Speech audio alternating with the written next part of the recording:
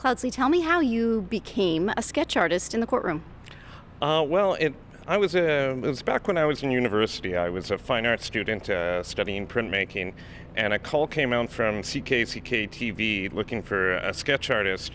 And one of the profs advised one of the students to if they were up for it. And that student came and said, "I'm not going to do it, but do you want to?" And so I went and jumped on the opportunity and went and did some sketches for an arraignment hearing. An arraignment hearing is only about 15 minutes, and there were three accused. So I had, less than probably 3 minutes per person. And unfortunately, all of them had shaved their heads, so they all looked quite a lot alike. Were you happy with the end result? Well, it made it to television, so they were happy with the result. I can't say it was my best work. I don't have a copy of it today. It's lost in the annals of history, I'd have to say. This was back in the mid-'90s. So typically you have a little bit more time than just a few minutes to make a sketch. Tell me about the process of sitting in a courtroom and how it all comes together. Actually, in a lot of cases, you don't have a lot more time than that. Oh, okay. Especially when it comes to witnesses. Some witnesses are only actually in the courtroom for 20 minutes at most, and half the time they're being sworn in and standing before they sit down and get comfortable in enough to a place where they're stable that you can actually start sketching them out. Oftentimes I would say that the 3 to 5 minutes is probably the longest you get in the typical case.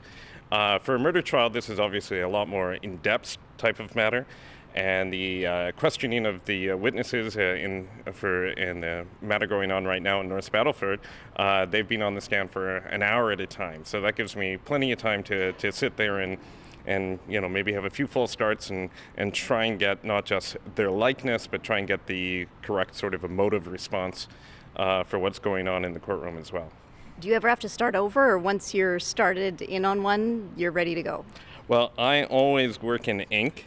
Okay. For the sake that sort of that Taoist idea that there are no mistakes in art. You just have I to love work it. past them. And but yes, sometimes accidents happen, especially when you're working with ink. So there are some false starts, and I do have to jump back in and get in. And oftentimes, immediately when there is a break in court, I have to get the sketch to the reporter for them to be able to use it very quickly as well. So there's not a lot of time outside of court to touch them up. You're also a lawyer. Does that help you at all when you're in a courtroom doing this job?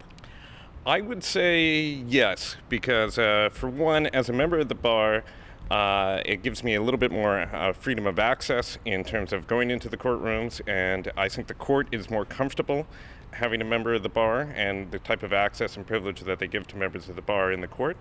Also, having a comprehension of what the legal process is and the stages of a trial lets me know when is a good time to go and when is a good moment to try and start a sketch. And also, it gives me an idea of how much time I'm actually going to have. So if I know I'm going to have half an hour, I will try and do a more detailed work or try and include more background elements. But if I know I'm only going to have 5 minutes, then I will just focus on the individual and try and get their likeness as best as I can in the time. It's fascinating work. Thanks for sharing a bit of what you do, Cloudsley. Thank you.